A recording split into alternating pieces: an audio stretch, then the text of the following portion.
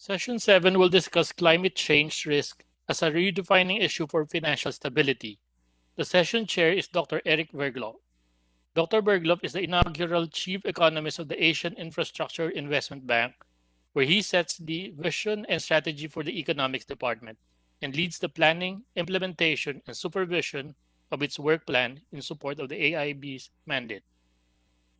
Prior to joining the AIB in September 2020, he was the director of the Institute of Global Affairs at the London School of Economics and chief economist of the European Bank for Reconstruction and Development. An expert in transition economies and institutional transformation through private sector development, he holds a PhD in financial economics from the Stockholm School of Economics. Dr. Bergloff, you have the virtual floor. So thank you very much, and thank you for organizing this panel. It is the topic of the day, it's the topic of this decade, the topic of this century, and the challenge for the global financial system and the challenge for national and regional financial regulators. So most advanced economies have now taken on obligations or commitments to achieve net zero either 2050 or in some cases 2060. And these targets are very ambitious and obviously they are very important that we achieve those targets. And this panel is very much about how can we ensure that we succeed in achieving those targets. But also we must ensure that this is not just something that's achieved in the advanced economies, it's also something that is achieved in emerging and developing economies. And how can we ensure that no one is left behind and that there's a fair distribution of the costs of achieving these targets. And of course, in the process of achieving these targets, a lot of mechanisms have been put in place, various rating instruments and a lot of issuings of financial instruments and so on. And much of this has unfortunately not really benefited emerging and developing economies. And I thought this panel would be very well suited to think through some of those issues. And I think they represent from different perspectives these be able to discuss these various issues. So without further ado, and I very much hope that we can come back to the different perspectives that they represent. So I was going to ask Luis Silva from the BIS. I don't think he needs a lot of introduction, but he was very much behind the Green Swan publication that has been so influential in affecting thinking of financial regulators, central banks around the world, and to give us a sort of global perspective on the challenge we are facing and what we can do to ensure that this is not something that is just part of the world that's making these adjustments, but it's something that is an inclusive process. Luis, the floor is yours. Thank you very much, Eric. Hello, Herve. Bonjour, Sylvie, and hello, everyone. Thank you for the invitation. You framed this issue of climate-related risks as redefining finance, and I think it's true. Let me give you three broad reasons why it is indeed redefining, and we need to definitely address them. The first is this very concept of climate-related risk. You said we coined the term Green Swan. Yes, we did, because it is a very different type of risk that we are facing with climate. It's not the typical financial cycle black swan type of risk that is represented by a sort of very rare event that happens when you have an accumulation of vulnerabilities in finance, and therefore it's a tail of the distribution. You address it by traditional combination of macroeconomic policies and macroprudential policies. And you can sort of say that it can be taken care of by traditional methods of identification and treatment. Climate-related change, as far as the best scientists are telling us, and I think we should believe, of course, the latest IPCC reports, for example, is a certainty if we do not act. It is not a tale of the distribution. It is a series of events. We can see some manifestations in extreme weather events, but more than that, it has the property of becoming a cumulative, non-linear, catastrophic set of events that will affect financial stability locally, but of course globally. We can see this with the accumulated amount of uninsured losses. We can see this with some of the severe disturbances that it causes to our production, our consumption patterns. Maybe because some of them have been related this to biodiversity, the loss of barriers between species. COVID is an illustration of this typical set of events that can be caused by our neglect of natural balances. So, in a nutshell, we have to rethink the epistemology of risk in finance if we want to address climate-related risks. These are very complex, devastating, life-threatening, non-linear, cascading effects with consequences if we go beyond certain tipping points in terms of the average temperature on Earth that are really unknowns and but definitely threatening. The second motive why it is a redefining issue in finance is because there is urgency to act. And again, the urgency comes from what our best scientists are telling us.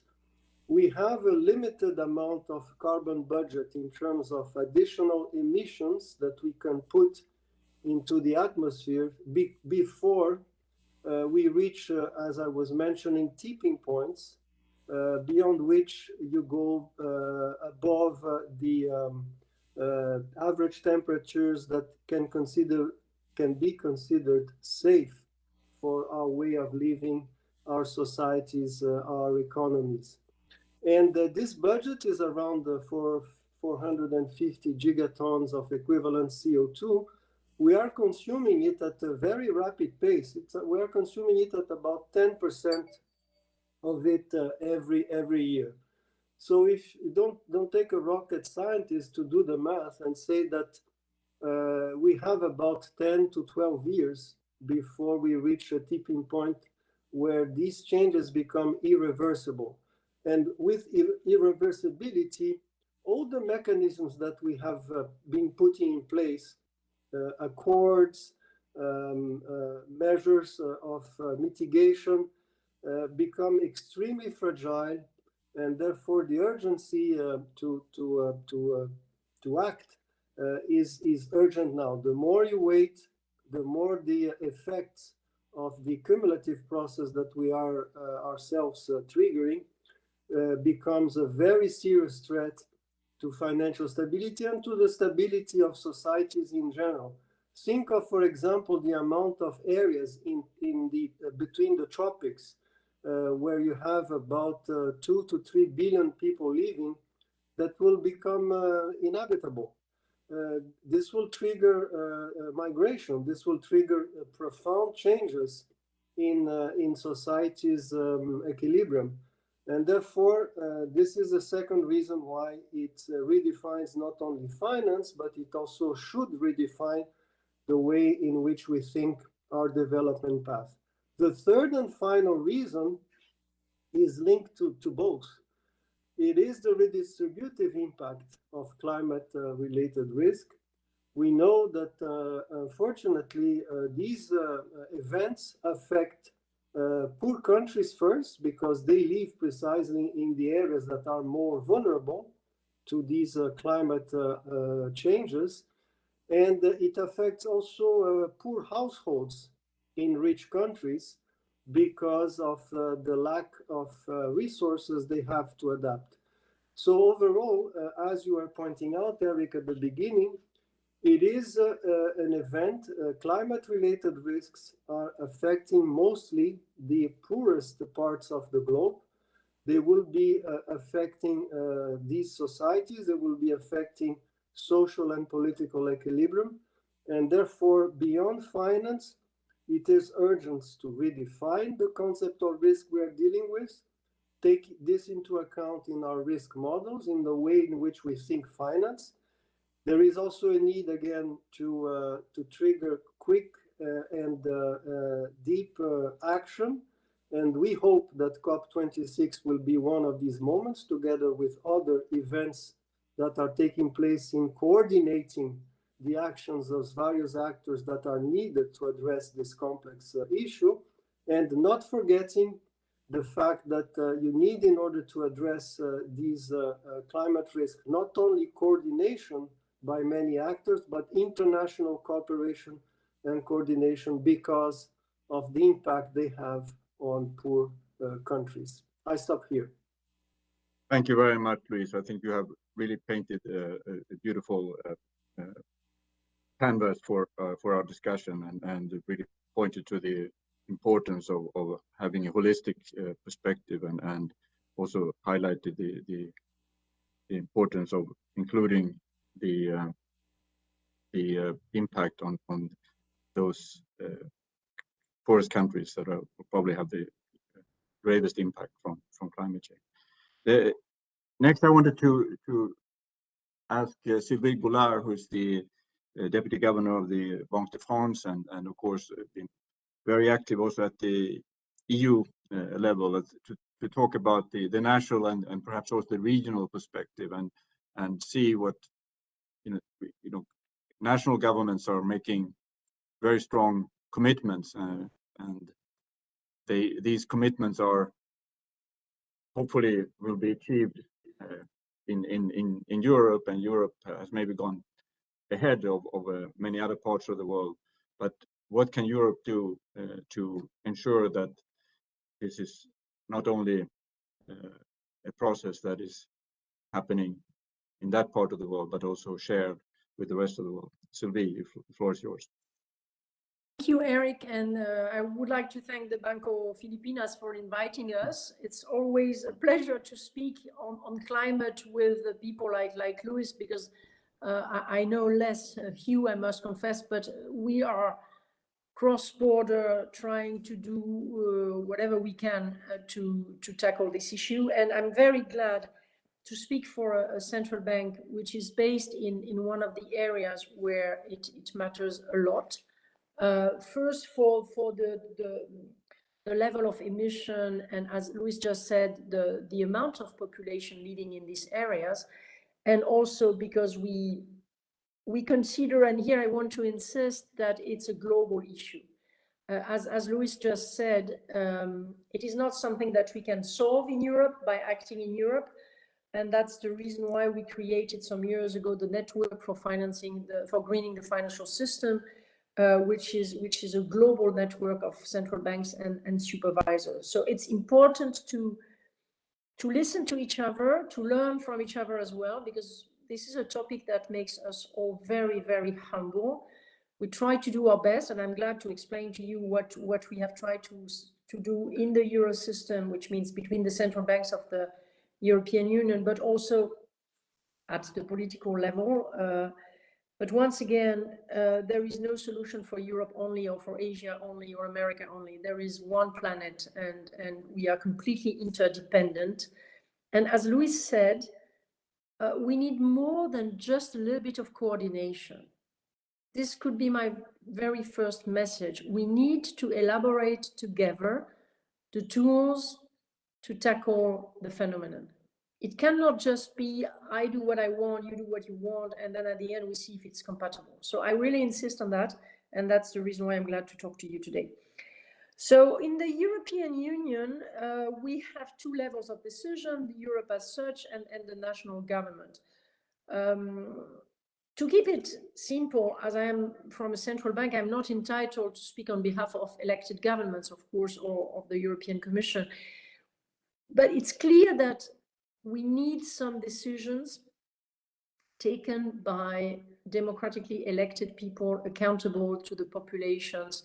And they are the only one who can decide on some regulations to impose disclosure, mandatory disclosure to companies, who can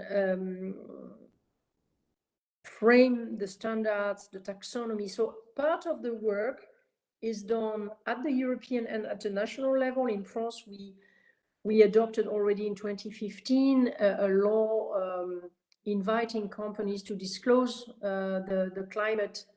All investors, all financial companies of a certain size are asked to begin to disclose their own risk assessment and their impact.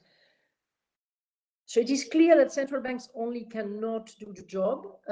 We don't consider that we are a substitute, but we consider that we can complement all these decisions in terms of regulation, disclosure, and of course, I hope one day on taxation, and the European Commission has proposed to broaden the scope of our carbon exchange mechanism, the ETS, which is a very important element in the future if we manage to increase the price and to broaden the surface.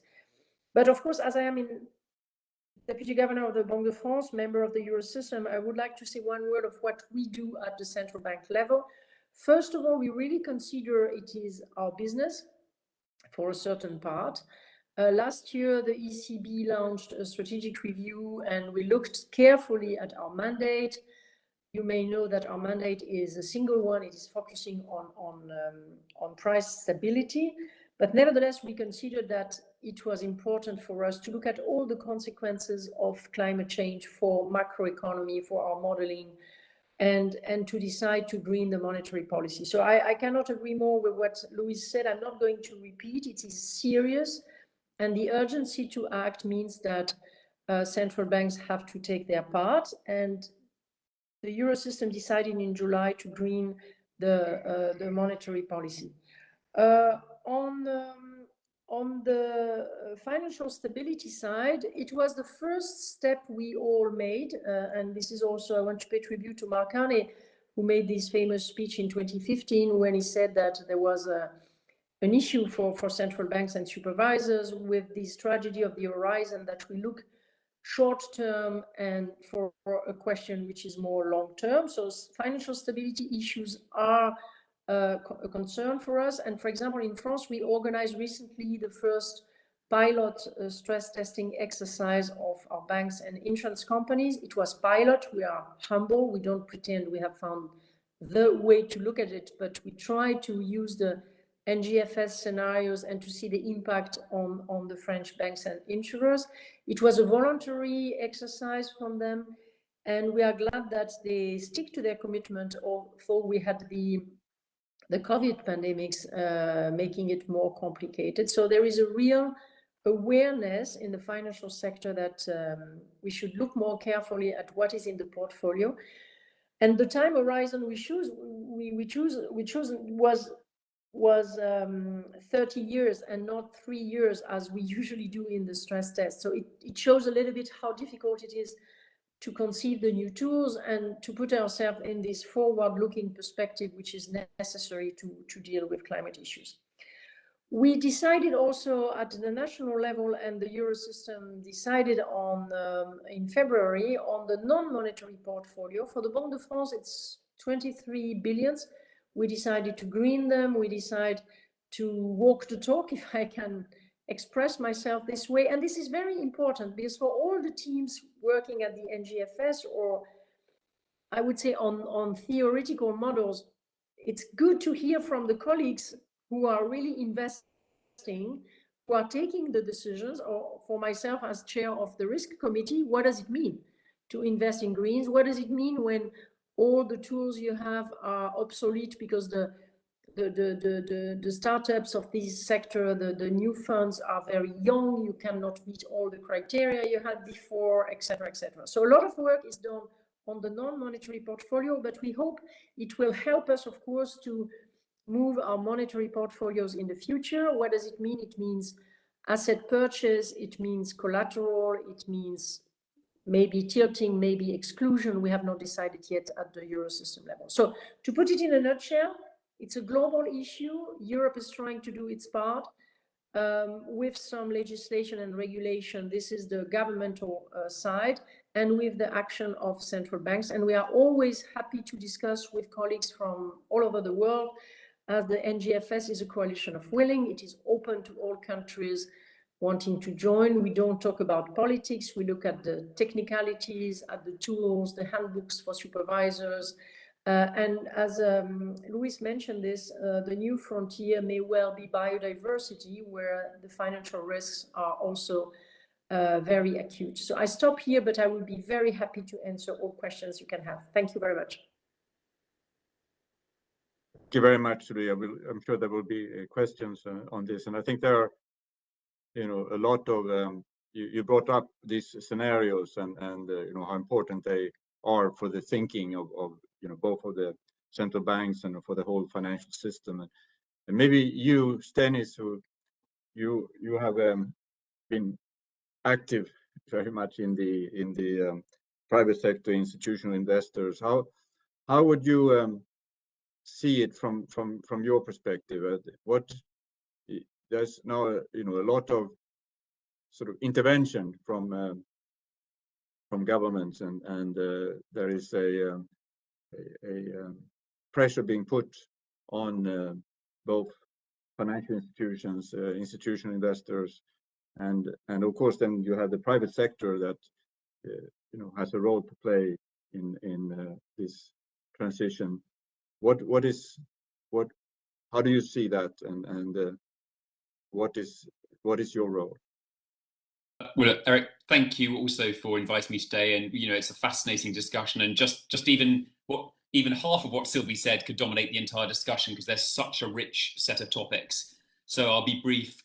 Second, I'm speaking here very much as a private sector individual, but as you know, Eric, I had the good honour to work as Mark Carney's senior advisor including on climate, including developing the climate stress tests, which Sylvie, the Bank of France, is also running. So I'll keep a private sector hat on, but I'm very fluent in the public sector. Maybe let me break it into three. Big picture first. I think the financial services sector is pivoting, and I think over the last 12 months, the pace of the pivot should not be underestimated. We're all so focused on the pandemic, the recovery, the health consequences, interest rates, oil prices, that maybe we sometimes underappreciate just quite how much is changing. And I think through the great work that Sylvie obviously was involved into, that Mark created around reporting, we're now starting to get better data. But I think point one is, from an industry, reporting is foundational, because if you can't measure it, you can't take smart decisions, you can't run stress tests. And I think TCFD becoming a global standard is very helpful. I'm hoping there's more of this coming into COP. And I think the key debate now today is, how do we go from backward-looking models to ones which are a little bit more forward-looking? And if I have the humility of speaking with some very august central bankers today, and Eric, I count you as one of these too. Most central banking models, the entire risk framework of Basel, is based on backward-looking calibration. So how do we have a system which is fundamentally backward-looking confront some forward-looking metrics? But I think around the reporting, that's the key area of discussion, because I think, of the global systemic banks, I think every single one bar one has now already done a TCFD report. So it's now about improving in that. So reporting is one. I think second is then risk management.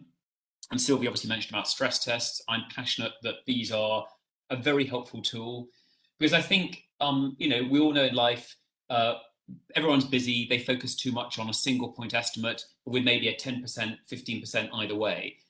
Opening up the debate, both longer term, as Sylvie suggested, and a broader range of scenarios, really starts to probe the difficult questions that this complex transformation will mean.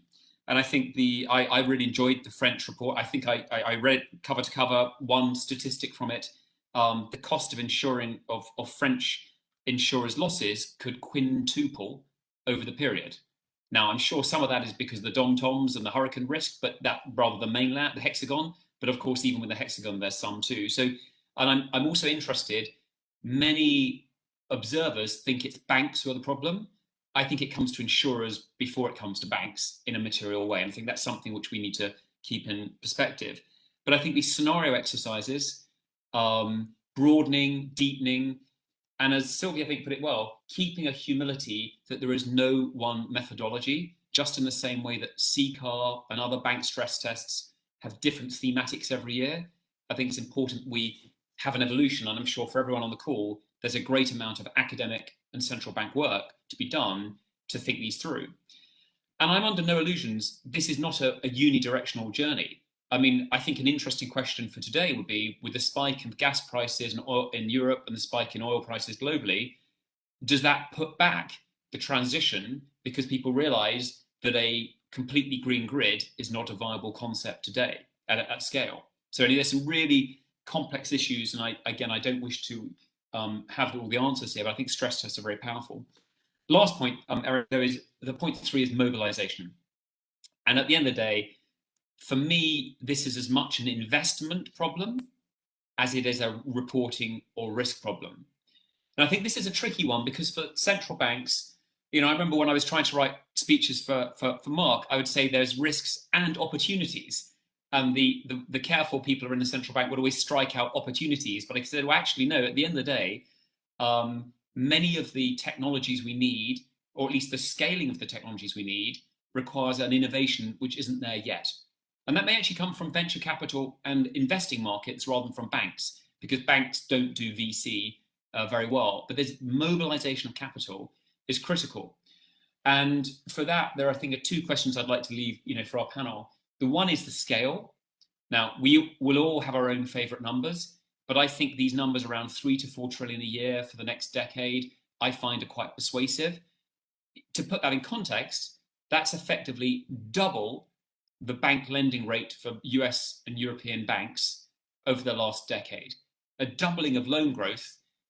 Do they have the capital? How will they finance this? What are the terms? How do we deal with transition? There's some really powerful issues here about capital management, which we need to explore. And the second is innovation. And I think that, Sylvie put it very well, but I think for public policymakers who want to do something, creating a framework it's got a positive because you want to mobilize capital, but it has a negative that if it's too tight a definition, it will inhibit innovation. And I think, maybe it's beyond the scope today, but I'm not a great fan of the EU taxonomy. I think the principles are great, but it's written in such level of precise detail that it is inconceivable that it will capture all of the innovation that we need to finance. And so my challenge would be something which is very difficult, I think, for the central bank community, is how we have a methodology which is robust for risk management, but is equally robust to facilitate the innovation. And that's very, very different use cases may mean very different outcomes. And I think, therefore, having the right taxonomy framework globally, independent of all the politics that each country has its own national rights to do what it wants to do, is going to be unbelievably difficult. So I apologize long, but reporting, progressing, risk management, much to do with some humility, but the humility about the innovation and mobilization, I think, is a really important topic for this panel. Okay, you have raised the bar and shown that there are a lot of things yet to think through. And Sylvie, can I come back to you? I think that there's several things in what you said and what you said, Sylvie, and what you said now that I think are very important to think through when we talk about also emerging and developing countries. So these scenarios that the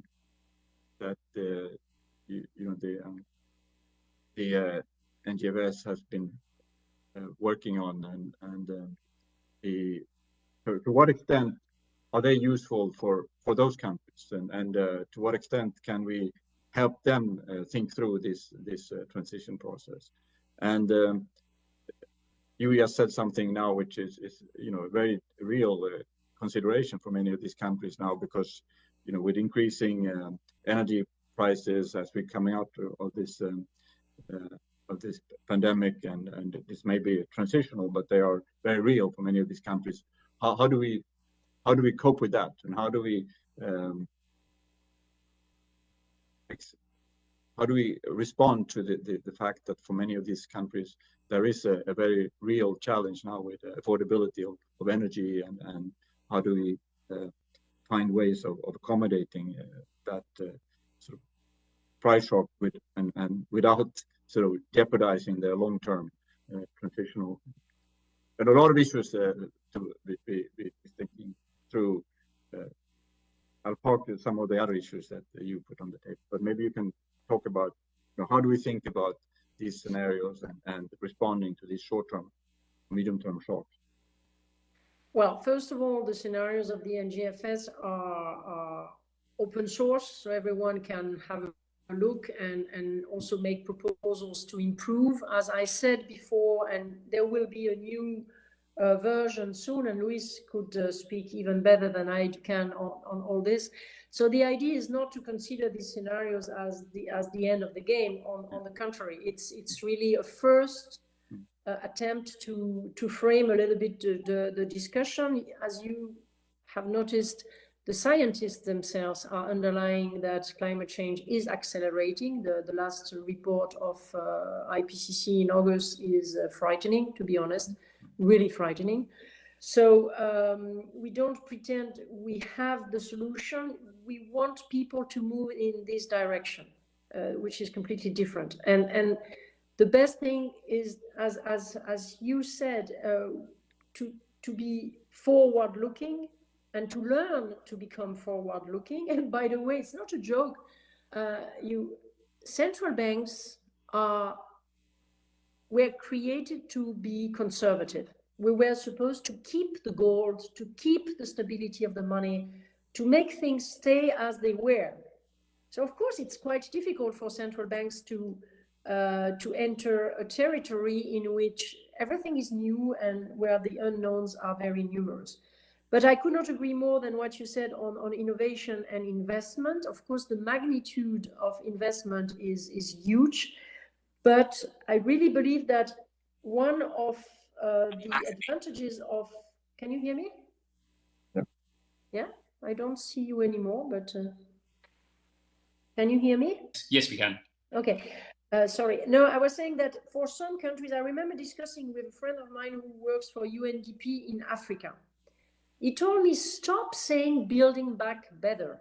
He said, we have nothing. We don't have anything, so we cannot build back. And to a certain extent, of course, it's a catastrophe. On another one, you don't need to change your energy.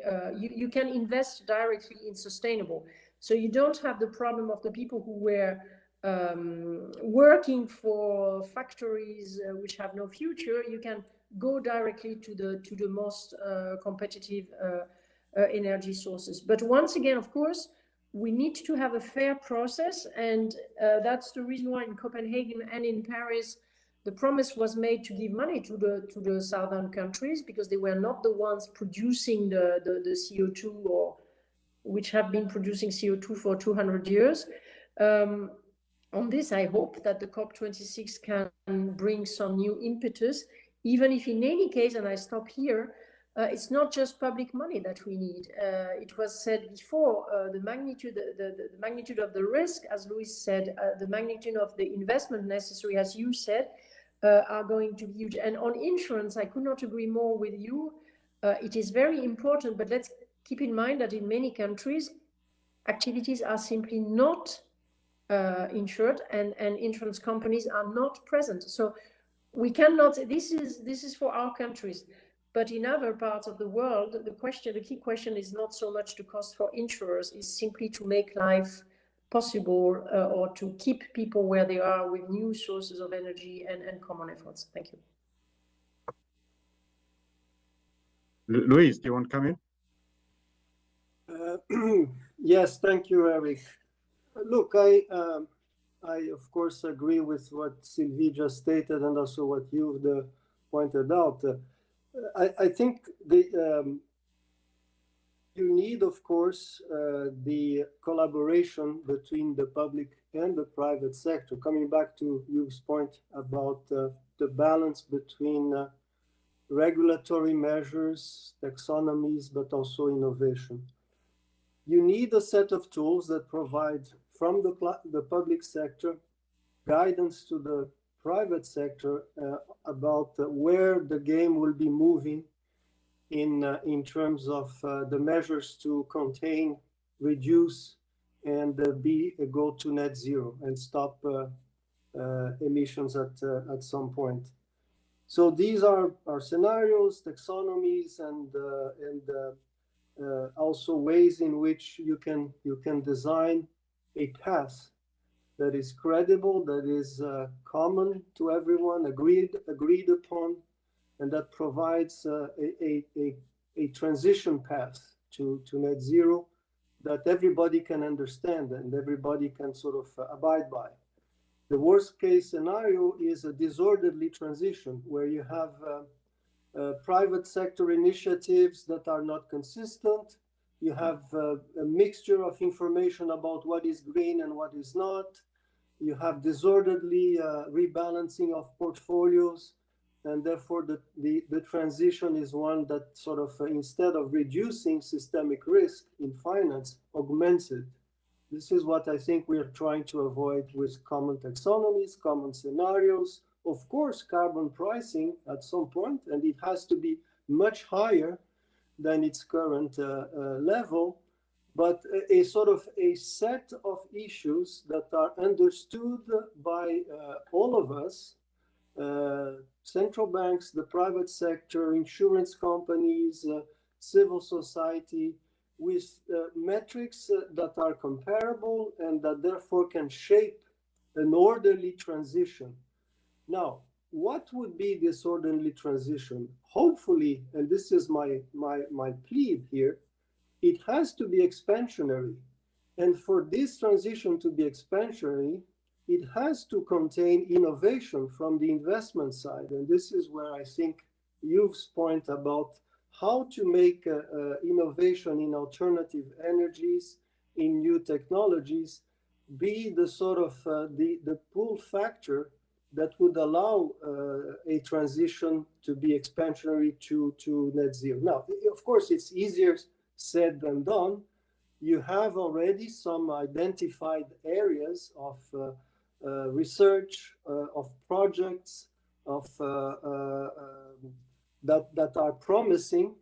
But if you want really, and I use a term that is a bit old-fashioned, if you want to have a Schumpeterian transition to net zero, meaning that you have a creative destruction process where the creation supersedes the destruction of, let's say, the old part of our capital stock that is too much carbon intensive, you need really to work hard, because this is a smaller part of aggregate demand investment, and it has to sort of be at the same time making the transition to net zero palatable to everyone, creating the right incentives, making sure that finance is available precisely to boost this transition and for this transition to be Schumpeterian. Now, it's a challenge, but I think we have examples in the past history. In the 18th, 19th century, finance was, after all, what made our societies move from agricultural societies to industrial societies. Now, we know now that it carried a number of collateral effects that we are now reflecting upon, climate change being the mother of all the structural reforms we have to consider. But after all, finance has also a role to play now to be the enabler to transform the type of industrial society that we have from a carbon intensive one towards a net zero one.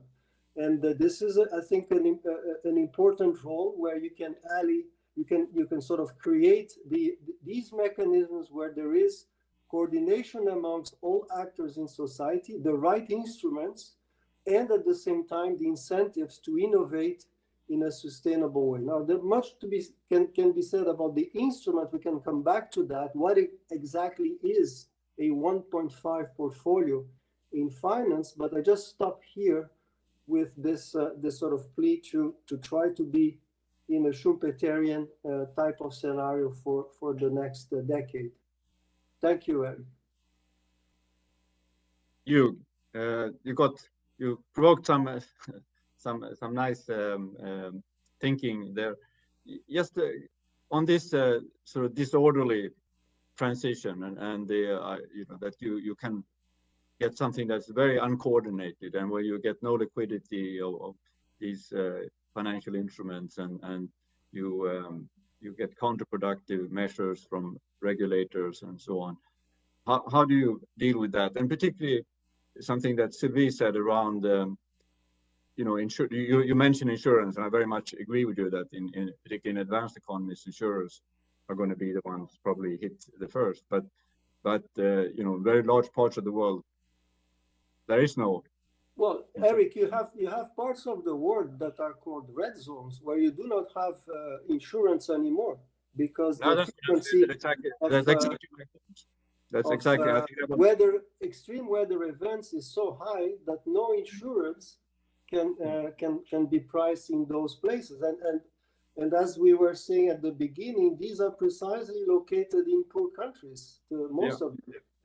Yeah, and this was exactly my point. This is what I wanted to bring to you, is to say, how do we deal with that? And actually, we have leading representatives of the insurance industry, and said we have those risks even in Florida. That they maybe we are facing risks that are simply uninsurable. So yes, there is a real challenge for insurance, but for those zones that Luis identified, and I think it is, there are those zones, but actually the countries and regions that we're talking about go much beyond that. How do we deal with those sort of uninsured parts of the world from a sort of private sector perspective? How do we get them inside? Well, look, Eric, that's a very meaty question, and I don't think I can give you a perfect answer. So, but I mean, first, as Luis and Sylvie said, this is going to be a very complex transition, and we shouldn't underestimate the politics of climate risk and transition. And so I suspect that many individual countries or the EU will want, if as insurance policy gaps emerge, particularly in developed markets, there'll be a lot of political pressure to provide reinforcing, well, either that there must be insurance, and then whether there be about a price, or if an insurance gap develops, there'll have to be some overflow in a state set of reinsurance. And we already see that in plenty of Western countries. There is already extra insurance for areas with floodplains and so forth. So, but you posed a much tougher question, which is what you do with emerging markets. And to expect that there's going to be a lot of money from the north to the south around insurance risk would be something which would be interesting. But I personally would, I'm not sure, I'm not the expert in thinking how best that would flow, or even the confidence I have that would flow. So I think it's very difficult. I think I just fear there will be insurance gaps. And I think this is where I think Sylvie put it well, the stress tests are very important, because it may well that a bank or an insurer or an asset manager underwrites or grants a loan with a 10-year life or a 5-year life, and they assume that's fine because within the next 5 years, the likelihood of default is very low. But if the insurance gets pulled in year 2 or 3, hey presto, we have an issue. So I think, we found this also with the US housing market crisis. Statistically, there's parts now of the US where it's very difficult to get insurance without some sort of state support. So I think this is an issue probably more for governments, for which central bankers can raise up. But can I just pose one tricky question? This is this challenge between the framework for risk, where we want to have evolving, useful frameworks, and then the framework for the taxonomies that Luis said, for how we mobilize money in the marketplaces. And I think that there's amazing work done by the NGFS and central bankers to think about the risk management. And I think the open source nature is incredibly helpful. to bring together climate science with financial policy, with markets. But on the taxonomies, I think Luis mentioned a global taxonomy. I do not believe there will be one. I think North America has no interest in it.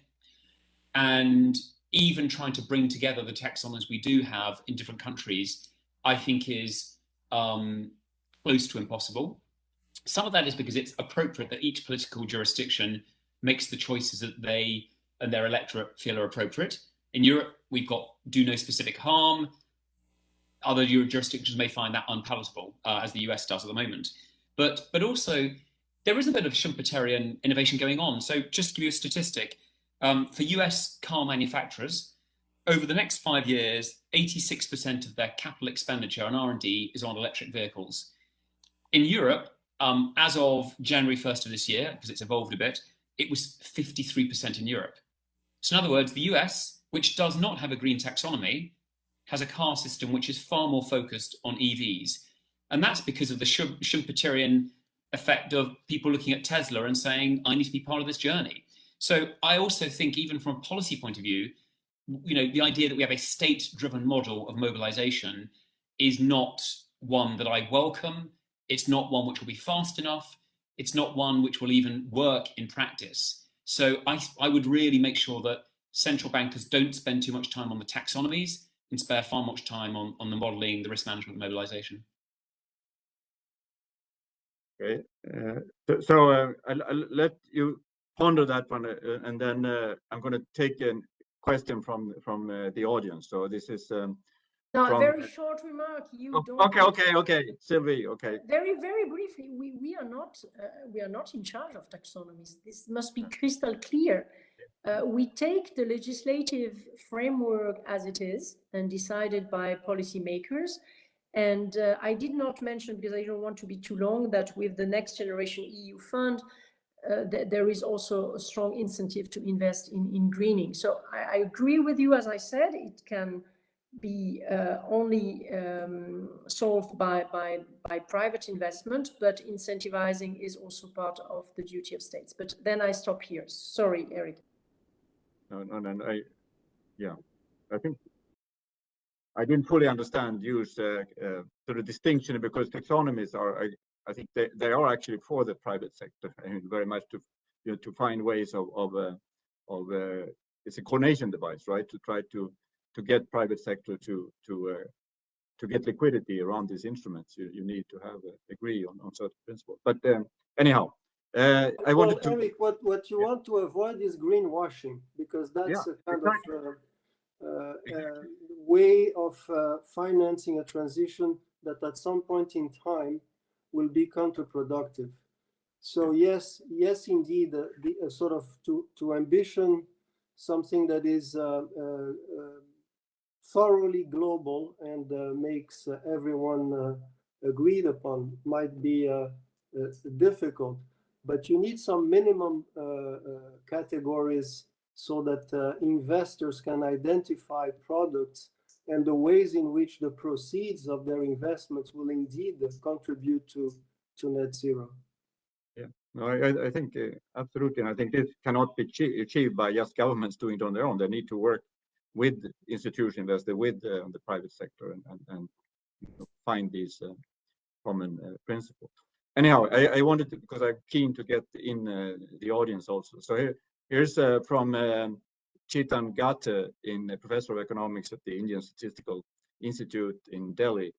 So he flatters you, very interesting panel, and he's focusing on the net zero as a target for coordinating mechanism on dealing with climate change, and he talks about these pathways, and then he says, so do we need a set of offset markets that will help this enforcement, and how would those work in emerging markets? We talked a little bit about emission trading system, but the offset markets we haven't talked a lot about, and obviously there are also taxonomies and certification, and those issues are very important. How do you see the role of offset markets, and maybe we should explain these distinctions between offset markets and carbon trading markets or carbon trading mechanisms. So Who wants to start on this? Maybe you. Should I let you, since you have been very close to this? No, so it's a really good question. So look, I think let's start back. The perfect, also the ideal, would be to have carbon markets set at a political level with a traded price, and obviously whether it's like the EU scheme and a number of others around the world. But should this not be supported by various other political jurisdictions, having an offset market at scale can obviously help.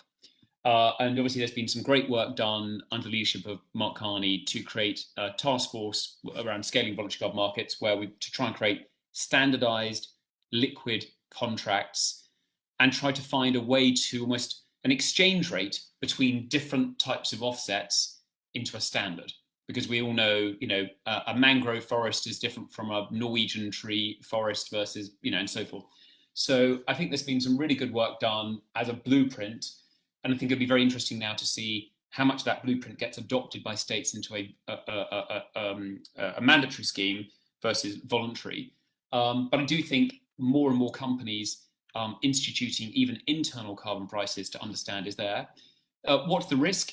The risk is like in the Middle Ages, where if you sinned, you could pay for your sins with an obligation. Carbon offsets, will it actually change behavior? I'm broadly of the view that if we see how much time and effort companies spend optimizing their taxes, to the extent there really is a carbon tax, I suspect it would have similar impact. But obviously, voluntary carbon offsets is very different from a carbon tax. And I think, particularly given the energy crisis we're seeing around the world, again, I just want to be realistic. I'm not holding my breath for a carbon tax anytime soon. Anyone else? Sylvie? Well, briefly, it's not my role as a central banker to say if we need one, but I will answer as a matter of free. And the answer is definitely yes. And I'm a little bit fed up, to be honest, with people who are always pleading for market economy and refuse the pricing of externalities in a market economy. I stop here. Thank you. Louise? Nothing to add, Eric. But so you just, do you see this working very differently in emerging and developing economies than in advanced economies? Look, I think we were suggesting already that you need coordination among multiple actors. You need multiple instruments, and of course, the adequate carbon pricing. And with all the political economy difficulties, I think they have really to be in the agenda of policymakers, and particularly those, as CV were putting at the beginning, who has the responsibility because of their elective legitimacy. Now, I think in addition to that, you need also to activate a multitude of other tools because of the urgency to act that I described earlier. The multitude of tools imply also quantitative measures. They imply research. They imply designing portfolios at 1.5, which means that, again, we have to work together on how to provide guidance to asset managers, for example, that want to evolve towards net zero and do not have currently the right tools or methodology that ensure that they will be in such a position 10 years from now. Now, this type of guidance require precisely, you was suggesting this granular data, for example. If you want to design, if you are an asset manager, you want to know exactly if the portfolio that you are going to be holding in the next 2, 3, 5 years is going to be compatible with net zero. How do you know that? Well, you need the data, the underlying data of, for example, the corporate sector that is the underlying asset of your portfolio. What are these guys doing? What are their plans for reducing their emissions? Are they in the path to net zero? And this kind of path, this guidance is necessary to avoid the disorderly transition we were alluding to previously. Because the worst thing that can happen is that you have very, very large asset managers holding trillions of dollars in assets that will become nervous about the path to net zero, and therefore would sort of by prudent behavior trigger what sometimes is called a climate-related Minsky moment in the financial sector, which is a very disorderly transition with massive losses of value just because there is not enough data, not enough guidance, not a agreed upon path on the real and the financial sector to transition to net zero. So yes, multitudes of instruments, but it requires guidance and this kind of path designed right away, as soon as possible. Luis, Sylvie spoke about what the European system is doing in terms of finding ways of looking at the non-monetary portfolio and in terms of finding ways of buying assets that may be promoting green objectives. Through the BIS system, what can be done? And I know you have some initiatives in different parts of the world for trying to encourage central banks around the world to think about these issues, also in emerging and developing countries. How do you see that? Because, as I said in my opening remarks, many of these rating instruments are not encouraging institutional investors to go into these markets, and central banks could play a very important role in helping to get this market started. And how do you get liquidity for instruments? We have started this the work that you are suggesting, Eric, in terms of having investment funds that central banks can use. That would be pooling green bonds for reserve management of central banks. So this is one type of initiative. We are also looking at the ways in which, as an experiment, our own pension fund can be assessed in terms of its carbon footprint. So many things like this, I think, are happening.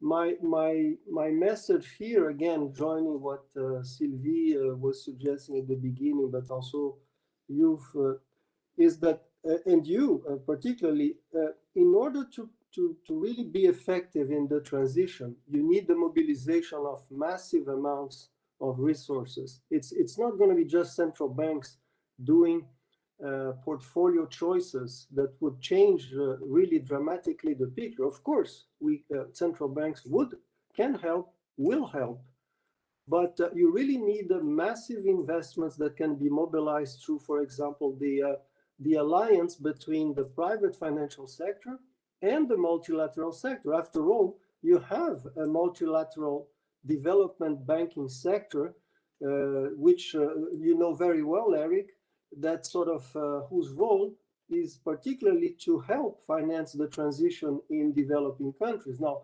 think of, let's say, the ways in which in many countries that have yet to develop their energy sector further, what could be done by mobilizing the common forces of the alliances that are forming up for COP26 with those of a public sector guarantee backed by the multilateral system. I think this is the type of synergy that we should be looking at to finance the transition. Mind you, in the last G7 report, Nick Stern, for example, started quantifying the needs. This is really a rough number, but the needs for financing the transition in the next decade or so. So this is the magnitudes we're talking about are magnitudes of 1-2% of GDP. So this is serious amounts that requires the attention of both the public and the private sector globally. So one issue that so we are talking sort of from Philippines and countries like Philippines, issuing green instruments of any kind, it's not trivial in these kind of economies, because you need a regulatory framework. You would like to issue, particularly if you want to get institutions that invest in these assets or build or have projects in these economies to be part of contributing to the underlying assets to these instruments. You want them to be in local currency. So the combination of having a regulatory framework that encourages green instruments and having issuance in local currency, that's a very tough agenda. How do we get, maybe you can from your experience, is this something that how do you get investors into this? Is there any appetite for investors to go into local currency green instruments in emerging economies? Well, look, Eric, it's a great question. So, and again, to try and describe the entire market in 1 minute is going to be very tough. But markets are clearly pivoting and are interested in green instruments, and in a way are even more interested by green bonds than they are almost by any other subset of instruments. Take Europe this year, 1 in 4 of all bonds issued so far are green bonds. So I think there is clearly demand at scale.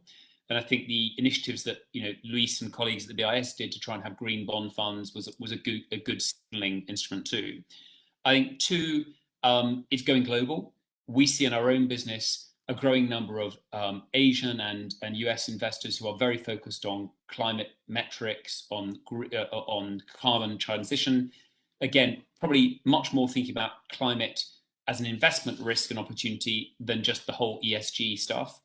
But I'm under no illusions that the cost, as you said, and the regulatory setup can be, certainly for your first-time bond, is expensive. And I sit in a country where it's only last week the UK issued its own first green bond, so we shouldn't underestimate there are complex political and economic considerations. But I think the benefit of having a government bond curve of a set of maturities which are green, which then also stimulates the private sector, I think is very helpful. So I think there's demand, but to give you a better answer, Eric, we'd have to talk about specific countries, specific maturities, and that we haven't got time for that. Can just to get even more nerdy here, but I think there's an issue that we can't avoid in this, of course, is the big challenge here is to get these very large amounts of money that goes into these instruments today to become truly additional, so that they would allow investments or they wouldn't finance investments that otherwise would not happen. And we have all gone through this. I remember from my time in EBRD how we issued financial or green bonds and we found investments that corresponded to this. We do this now at the AIB as well.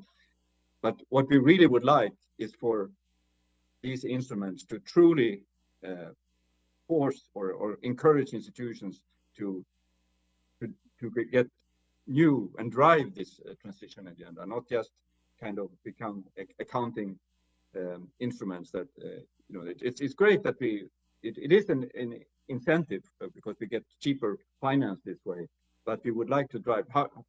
Where are we on that journey towards true additionality of green financial instruments? Yeah. Yeah, Sylvie. Yeah. Now, one word and Louis' control.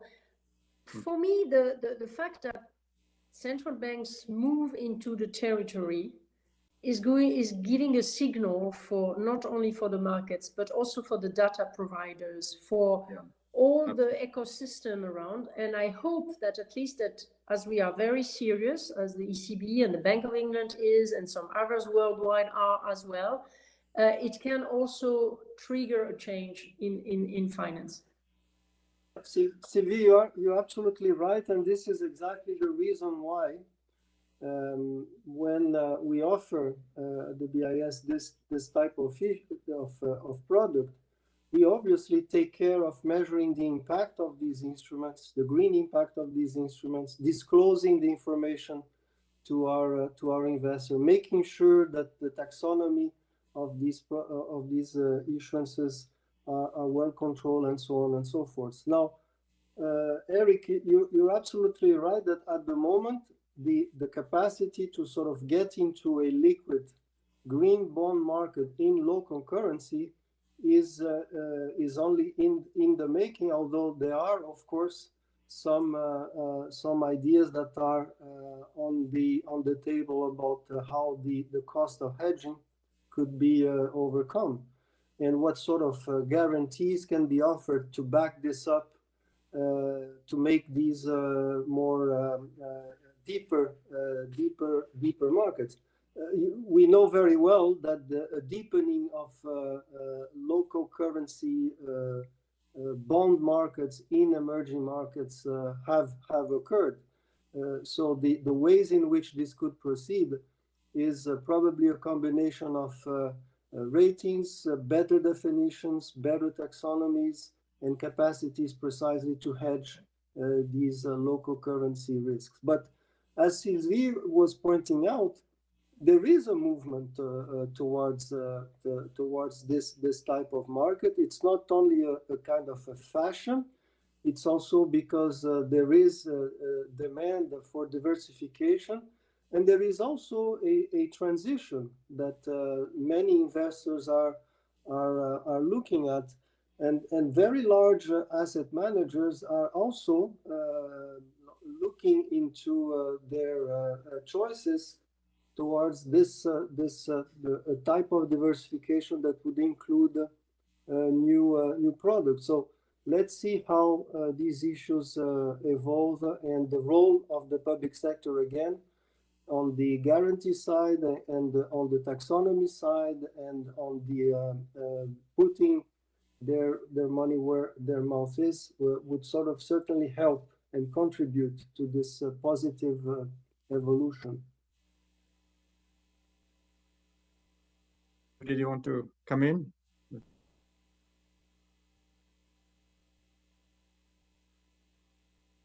Anyone? So just to see it from sort of sitting in Asia now, and I see very much what you were talking about, Luis, is that when central banks, and many central banks are now signed up to this initiative or being part of this fund, and they are starting to encourage this sort of ecosystem of regulatory structures, and hopefully this is going to kickstart, and you're getting institutional investors hopefully eventually coming into this market and so on. So I think this is a very important step that the central banks are taking, and I can say AIB has very much encouraged this development, and we are trying to be part of this by providing underlying projects that can help encourage this finance. So great. The audience here is a little bit hard to communicate with the audience because I can't see it, and I have no more questions from the audience. Anyone? Anyone who wants to? Maybe one. I mean, if for what is worth, Eric, you and Sylvie, I think one concern, in addition to, we spoke about disorderly transitions, right? I think we agree this is something we all want to avoid. There is another issue that is worrisome, which is the fact that the current plans for reductions of greenhouse gases by many agents, private sector corporates. When you look at the announcements in terms of efficiency gains and reductions in the intensity of emissions, but you link them with the growth path that we have in the post-COVID recovery, I fear that there could be an inconsistency between the numbers that are floating around with all good intentions, gains in efficiency of X%, but on the other hand, an increase in the volume of production of Y%. And when you add up these two numbers, you are clearly not in the 1.5 path. I mean, you're clearly not in the reduction overall of emissions that is consistent with Paris. And therefore, I guess, again, the data is going to be, as you and Sylvie were pointing out, of critical importance here to assess where exactly do we stand in our path to net zero. Because it would mean that you have at some point to reconcile the individual agents' ambitions in terms of efficiency gains and reductions in their own emissions that they themselves are stating in their balance sheets, in their documents, in their board reports. You sum this up and you add this up with the ambition in terms of growth rates, in terms of increases in production, and even with the good news that you was alluding to, which is the transition towards much more production of, for example, in the transportation sector, electric cars, you do the math and you get the impression that the things are not adding up, that the path is really not the one that we have sort of set for ourselves in terms of, let's say, 1.5 to 2 degrees. And therefore, the more we wait and the harder it's going to be the adjustment path later on, a couple of years from now, when we observe in the next IPCC report that the things have actually not improved, but actually deteriorated. So again, I think it takes now, I think this type of discussion, but also a very determined attitude of everybody to look very hard at the numbers that we have, to search for more data, to do the math, and to see where exactly do we stand in the path to net zero. And I think we need to examine this very quickly because of, let's say, some of the paradoxes that I just mentioned. Can I just second that? Because I think and this is an issue for many emerging economies now, that they are looking, can we postpone the peak a little bit, just a little bit, and what we have to consider is that the adjustment costs are going to be so much greater. And I think that's what, we have, the longer you wait to make the adjustment, the costlier it's going to be. And this is the kind of thinking we need to make sure that everyone is aware of. I don't know if anyone wants to come in here, Sylvie? Very briefly, I could not agree more with Louis and the sense of urgency. And it is really an issue on which no one can escape. I mean, there is no alternative. It's not you like it or you dislike it. I was recently on the ground in France with people from SMEs telling me, give us more time. We would be delighted to give more time. But the problem is that we are all, we all face something that is bigger than we are. And on the other hand, the more we work on it, and this is the message I wanted to pass, the NGFS, we began with 8 members, including China, Morocco, Mexico, Singapore. So it was not only European, even if the Bank of England was behind and some others. And now we are quite 100 countries represented. The door is open for the others. The quicker we work together, the better it is. I mean, it's not just idealistic. Even if you have a very cynical view of what your interests are, join. Because the more you wait, the more difficult it will be. So this is one of the key points we have to keep in mind. And I hope that at the COP26, countries from Asia and from the developing world will also be part of the agreement with all the modalities we may need to accommodate their situation, but because it is a global issue. Thank you.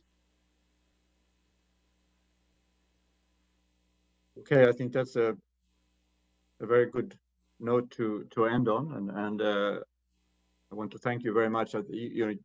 Louise started with describing the green swan, which is a very particular and challenge that we are facing, and I think that describing just a footnote. This work is very much common with the Banque de France. So I'm not the only one here. I'm the one. I mean, Sylvie also represents the my co-authors. I'm not alone. Thanks.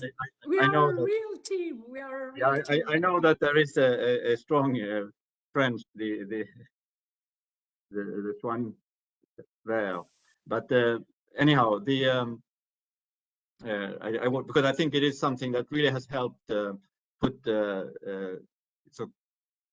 concentrate the minds the way you have described it, and help to people to think through what it is we are facing. And you emphasize the urgency, the redistributive impact. Sylvie showed how important the use of scenarios are, and how that has been forming coalition of central banks to think this through and create a transfer of experience and agreeing on how to use these tools, making it a global inclusive alliance.